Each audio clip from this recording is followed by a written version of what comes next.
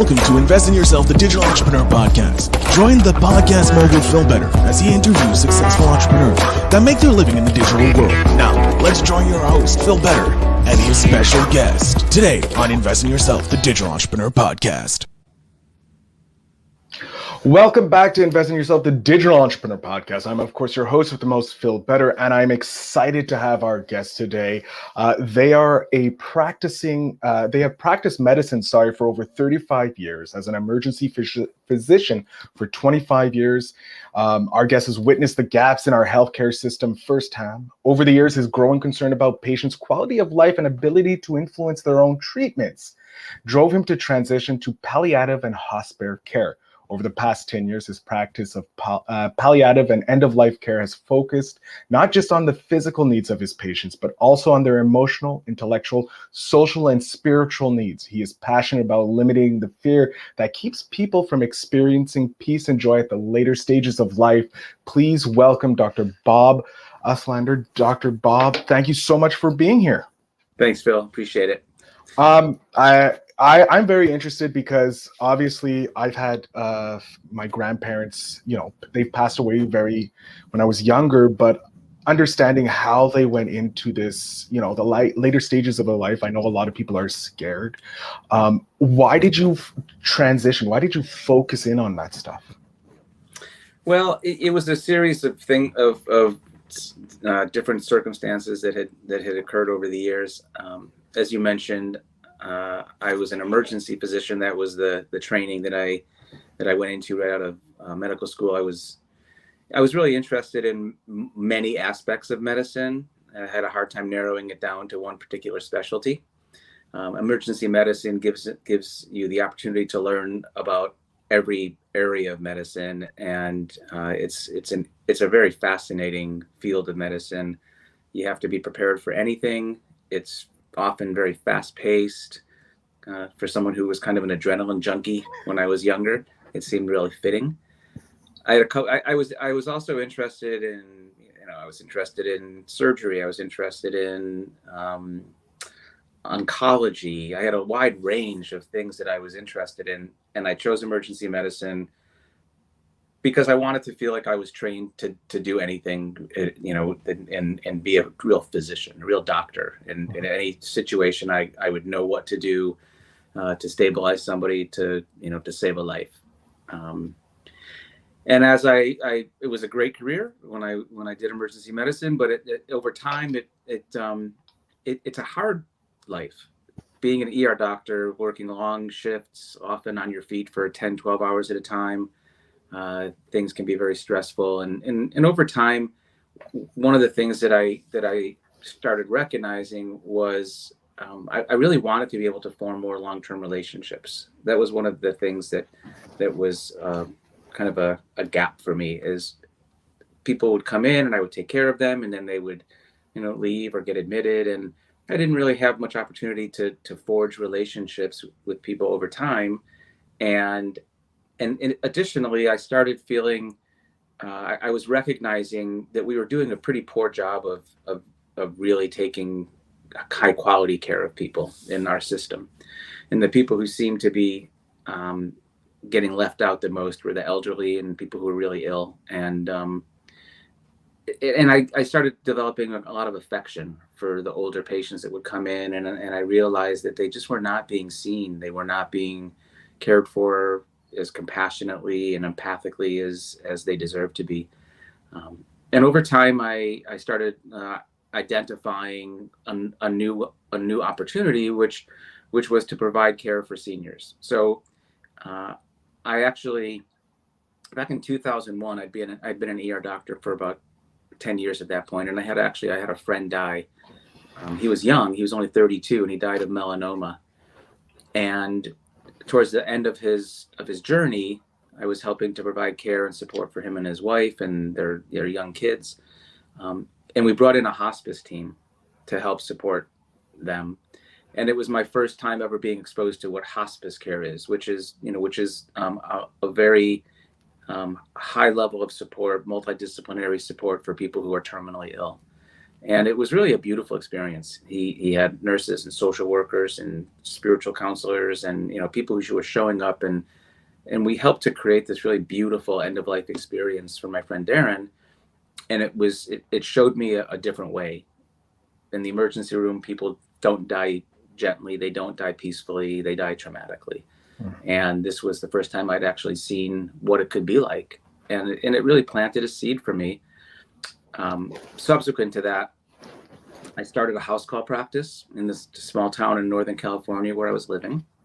And I started finding where there were gaps in the system, and I wanted to fill them, because I was an entrepreneur at heart. My dad was an entrepreneur. He built his own business. I was happy to be in medicine, but there was a part of me that felt like I was being limited. I was in this system that I couldn't really expand. I couldn't be real creative about it. So there was a part of me that wanted to do things differently, and this entrepreneurial spirit was in me.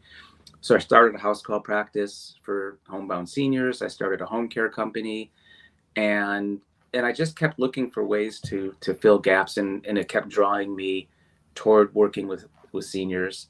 When I moved to San Diego in 2011, I was really starting to look for my next path, the next phase, the thing that I could really find, my passion in and grab onto for the next 20 years of my life.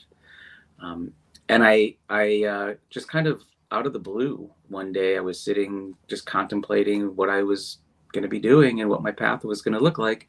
And I just had this like download. I felt like it was like an epiphany. Everything got real quiet. The hair on the back of my neck stood out. I was just kind of electrified. And I heard and felt the words, "You're here to help people die." And that was pretty dramatic for me. And I didn't quite know what to do with it. Didn't really make a lot of sense at the time. But shortly after that, I met a nurse who was working in the hospice and palliative care world. We struck up a conversation. One thing led to another. And within a few months, I was helping to run a palliative care program in San Diego, and which meant I was going into people's homes, and I was helping to deal with people who were dealing with a lot of complex illnesses and challenges, and helping to guide and support their families who were often overwhelmed and scared about what was happening. And again, this entrepreneurial spirit started kicking in, and I realized that the healthcare system that we built was not meeting people's needs adequately. There were a lot of gaps that in the care of people with complex and terminal illnesses. They weren't getting their needs adequately met often. Their families were kind of left out in the cold and not getting a lot of support. So I started my own practice at that point, and it was designed to just provide concierge, high touch care for people who were dealing with complex illnesses. And it was a unique model. I tried to find a model that was similar that I could sort of learn from and follow, but I couldn't find it anywhere. And so I had to start from scratch and create my own. And I assembled a team of really wonderful, like-minded people to help and fill some of the additional needs. And that was back in 2016 when I started the practice. And for the past 7 years, I've been taking care of people in their homes, being kind of leading a team of really heartfelt, very compassionate and talented healers, both providing physical care and support, emotional support, psychological support, spiritual support. And a lot of what we've been doing over the past several years is helping people who are really, truly at the final stage of life. And one of the biggest gaps that we really identified was that people weren't dying well. They were being kind of thrown into this hospice world when the doctors said there wasn't anything else they could do. And everyone kind of assumed that hospice was taking excellent care of people, and that was all their needs were being met. And when I got in there and I started really seeing what was happening, it was pretty clear that that wasn't the case. That's all there was available, but it really wasn't ideal. And in many cases, it was it was, really falling flat, and people were struggling, and patients were suffering, and families were struggling.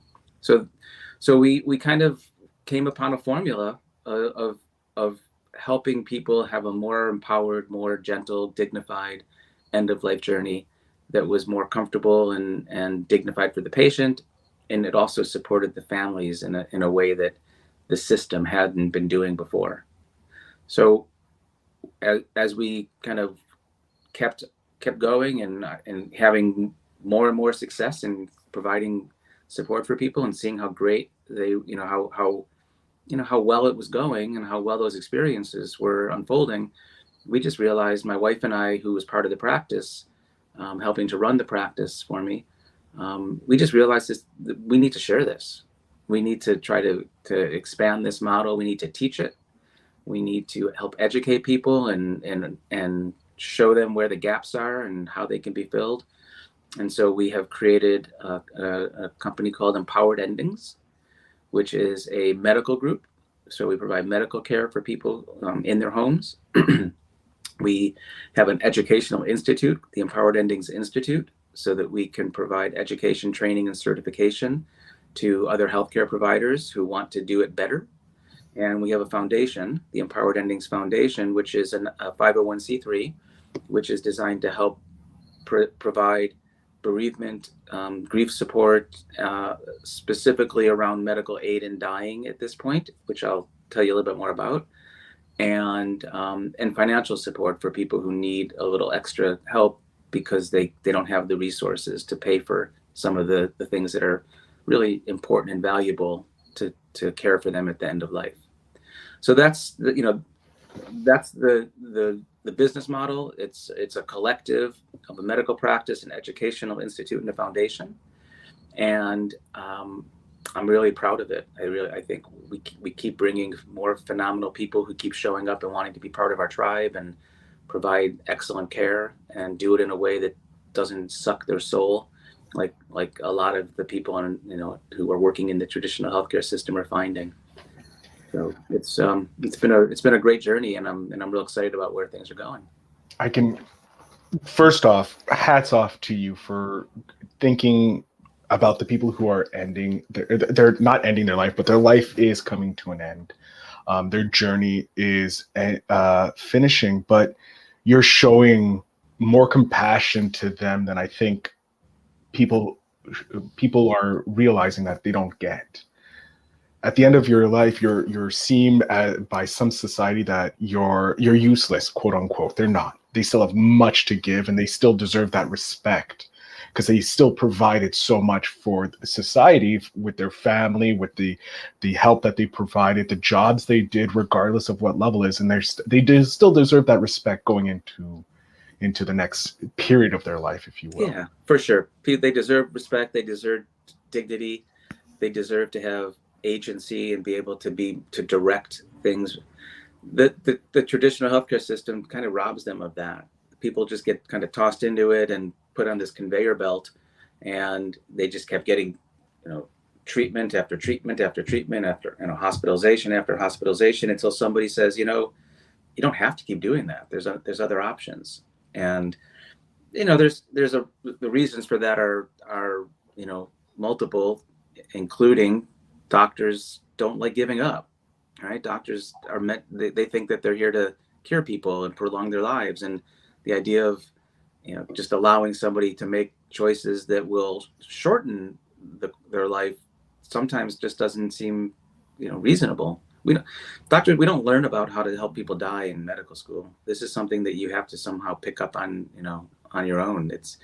And when I was in medical school, you would think that people never died. They never talked about death. It was just a taboo topic. It was a failure. And so people have to fight, the society has to sort of overturn that, that bias and that gap in the education. So that's what we're trying to do. We're trying to help people see there's other ways. You can have more control. You can do things that are more aligned with your values and not just be pushed along in the default mode that the healthcare system would have you follow. So I kind of want to touch on that little aspect you mentioned, that medical school doesn't teach about dying because it's a loss or it's a failure.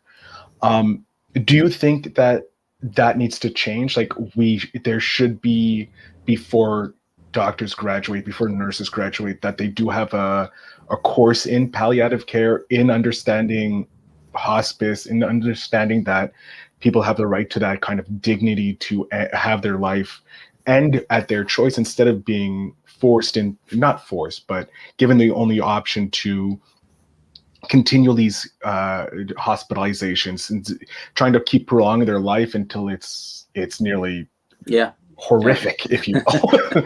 Yeah. Yeah, until the life is literally sucked out of them. And, Yeah. So yes, we do need to have more education about how to approach the end of life, and how to provide dignity and autonomy for people through every stage of life. So I imagine that medical school curriculums now have a little bit about palliative care, because it's becoming more prevalent in the healthcare system. But I'm sure that it's relatively light, and I think people can elect to do rotations in palliative care and maybe hospice, but it's not prioritized, and it's not given nearly enough attention and energy. And I think it actually has to happen before medical school. I think we need to be having, we have sex education courses, we have life skills courses, and I think elementary school, high schools need to be addressing death in a way that's much more positive, and just helping people see from an early age, this is part of life, right? I mean, this is something that we all share. It's one of the very few things that every human being has in common, right? Everyone was born. We share that, but we can't really relate to it because we can't remember it. Everyone's going to die, and ignoring that fact and just waiting until you're closer to it to actually admit it or start discussing it, it works against us. It works against everybody, because then you end up finding yourself in a panic crisis situation. People don't know how to deal with it, and it could be so different if our society just kind of changed the conversation around it, and everyone has so much fear about what it would be like, how horrific it will be to die, and it doesn't have to be. It can be, because sometimes people don't get what they need, and families aren't prepared, and so they keep trying to push people to get more treatment and to do more. If we could understand how to approach it in a more rational, thoughtful, intentional way, which starts by having conversations early on, we'd avoid a lot of pain, a lot of suffering. It's kind of funny because there's this old saying: the only two certainties in life is death and taxes. Yeah, but taxes aren't. A lot of people don't pay their taxes anyway. Very true. Very true about that. So yeah, it's like it is something that's known in society, but it's still such a taboo subject. When you decided to transition from the emergency medical practice into the next stage of your life, into the palliative care, home hospice, and that, were you seeing a pushback, or did you receive a pushback from your fellow doctors that why are you doing this? It's not necessary. No, I don't think I received any pushback from that standpoint. Everyone, I mean, to me, palliative care is really just good medicine. It's just providing appropriate support and addressing the things from a different vantage point. It's not focusing in on one particular disease process, but it's looking at the person as a whole, and looking at their physical needs, their psychological needs, emotional, spiritual, and bringing a more collaborative approach. So when I started my practice, there wasn't any pushback about doing the kind of care that we were offering. It was more about the way that I was doing it, in which was outside of the system. I started a concierge model so that I did not work with insurance. I didn't take Medicare. I don't take insurance. I work directly with the patients and families. We have a fee that they are given for the services that we provide, and they can pay it or not. If they don't, if they choose not, if people have the money and they don't want to pay it, then they won't get our services. If they don't have the money, we will still take care of them. We work on a sliding scale, and this is a model that I think is really beautiful, and part of what we're trying to do is expand this model so that more people can get access to this kind of care. People who can pay for the care pay the fee, and people who don't have the funds pay what they can or nothing. So it's a sliding scale, and it's based on ability. We don't refuse to care for people based on their inability to pay. My wife Elizabeth and I, we both have very strong servant hearts. We want to serve people. We would do this for no compensation if we could, pay our employees and take care of our families. But the way that the practice has evolved, it works because enough of the people recognize the value of the care that they're getting and are comfortable and happy to pay the fee. They also recognize that they're providing the ability for people who can't afford it to receive care. So it's actually a really nice model. But when I first started, it was so different, and a lot of other physicians and people didn't understand it. They just kind of thought we were, some people, not everybody, but some people thought we were like, mercenaries. We were out there, taking advantage of people who were at the end of life and needed support, and then we were charging them money. What they didn't get is how incredibly grateful the patients and families were, because they actually finally had people who were going to sit and listen to them and really truly care for them and show up anytime, day or night, when they had needs that arose. So I think over time, over the last 7 years, people in the community have realized that we're not in this just to get wealthy. We're in this to provide excellent care and to fill gaps and to really be an important part of the system where people have often fallen through the cracks. I have to say, one, I wish you were around probably earlier for my grandparents to go through this so that they could have it. But I'm glad you're now doing it, and you're helping others, taking the model to show the kindness to these individuals who unfortunately are at the end of their life, and they've lived a great life, and are able to help those who can pay and those who can't. That I think is a huge benefit for you, what you guys are doing, and I can't thank you enough for that. I want to know, because it's kind of a dark world, unfortunately, because of life ending is sad, but also it's a happiness. Their pain is often relieved at that point. It's a catch-22, if you will. It's sad because they are passing on, but the pain and suffering that they may be facing due to their illness or their age is the suffering is done. Do you have maybe a memory that just keeps you going through when you have those hard days, when maybe a patient passes away, or there's a situation that you can't help a patient, or it's just a dark day, from your journey so far? So are you asking if there are experiences that I kind of maybe think back to that are challenging for me, or that help you go through those challenging moments? Oh, yeah. I mean, almost daily. I interact with people who let me know how incredibly grateful they are that we do what we do, that I show up the way that I do, that my wife and our team shows up the way that we do.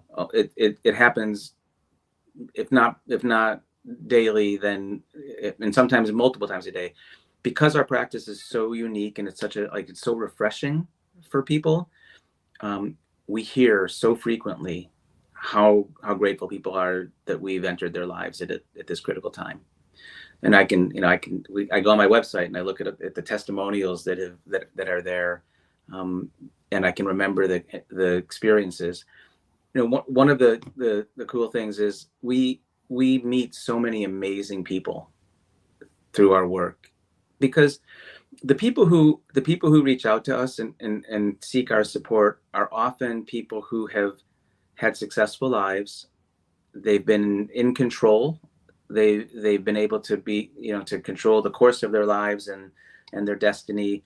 They've been, business people, or, I mean, we take care of people who were successful actors and writers and professors, and because those are the people who realize that they can and should have more than what the system is providing, and their loved ones want them to have the best possible support. So they're looking for additional resources, and they're willing to go the extra mile. They're willing to pay extra to make sure that their loved ones get what they deserve. So these people are remarkable, and the stories that they have, the exploits they've had, the travels, the adventures, and I'm just in awe. And I so often find myself wishing I had met them way before, like, because so many of them, I feel like we would have been really good friends, and I would love to have had them in my life for longer. So those relationships, and I shared it earlier, one of the reasons I stopped doing emergency medicine is I wanted to have longer term relationships. A lot of these relationships end up not being longer term. Sometimes we take care of people just for days or weeks or months. We do have a few patients that we care for over years, but most of the relationships are relatively short, but they're deep. They're incredibly meaningful. We come in at a time when people are just so open and they're so ripe for connection, and there's nothing interferes with the connection. They're ready to be just who they are, and we're ready to receive them and be who we are, and make those really deep, beautiful connections. So, I sometimes there's a lot of sadness around the fact that people are dying. We take care of young people who are leaving, children behind, and some of the circumstances are pretty sad. But we know that we're doing such great work, and we're relieving their suffering, and we're honoring them and allowing them to be in a place of comfort and dignity, and their loved ones are left feeling like they did everything they could to make sure that end of life experience was empowered and positive as possible. So I don't need a lot of boosting from that. I really get a lot of incredible satisfaction and joy out of the people that I get to support and interface with, and plus my team. I have a team of amazing healers that they're music therapists and grief counselors and spiritual counselors and massage therapists and nurses, and they're just angels. They're like they come to just be of service and support people in the way that you would just wish it could be. And we've kind of created a model where it is the way that you wish it could be. With this new model that you created, because it is a new model that's, like you said, you had to start from scratch. Have you started to get more interest from the wider medical community about bringing that practice into their practice or into their sphere? Yeah, we're starting to. One of the things that we're doing that's also very unique is we're partnering. We're creating partnerships with doctors and doulas. I don't know if you're familiar with end of life doulas, death doulas. Mm-hmm. Back in the 70s, 80s, when birth centers started popping up, and people started looking for a different way to have babies, right? They didn't want to necessarily do it in the sterile hospital environment. So doulas, birth midwives and doulas started appearing, and really changed the face of birthing, so that there were more options that were more aligned with people's values. Same thing's happening at the end of life journey, and we're on the forefront of that. So we're bringing doulas who are people who they might be, you know, retired nurses or social workers or chaplains. They might be people who were bank tellers who had an experience that was really transformational for them, and then they went on and got trained to be supportive of people who were at the end of life, and they help to walk the patients and families down that path, both from a helping through the grief journey, as well as the logistical issues that need to be taken care of, sitting vigil with them as they're dying. So we're bringing doulas into partnership with doctors and creating kind of a new model around that. And so there's a lot of interest from both the doctors who are looking at doing a different model of practice than what they've been doing because they're just fed up with being part of the system, and other healthcare providers who are looking at doulaship. And so we're forging a new kind of a new model, and that's a large part of what our institute is going to be doing, is training doulas in optimal end-of-life care, helping to teach people about the legal end-of-life options, and helping them understand how to create how to replicate our model.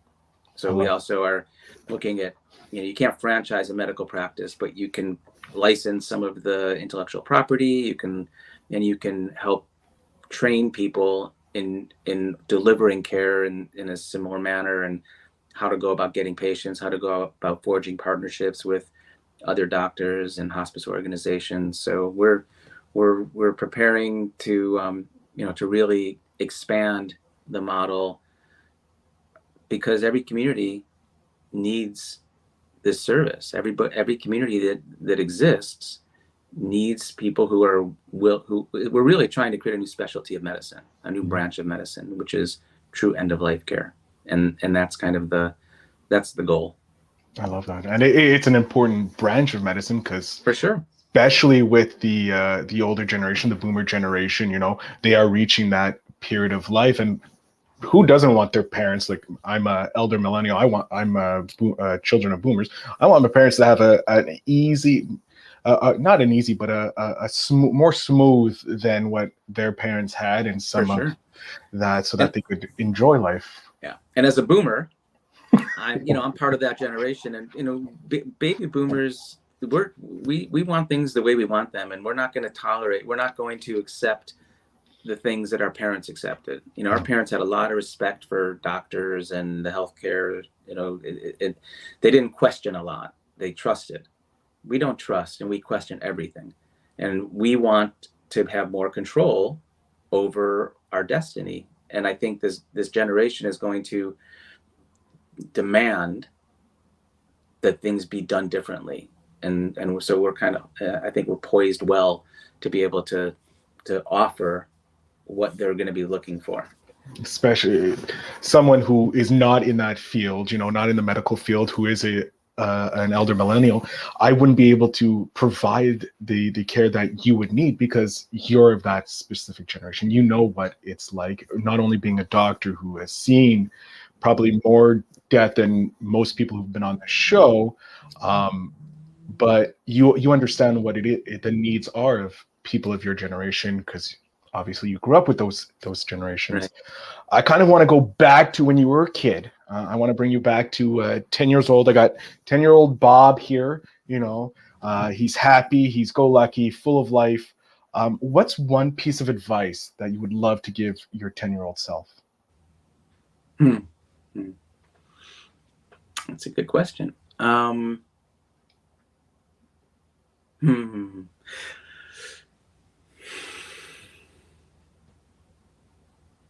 Don't ever stop being a kid.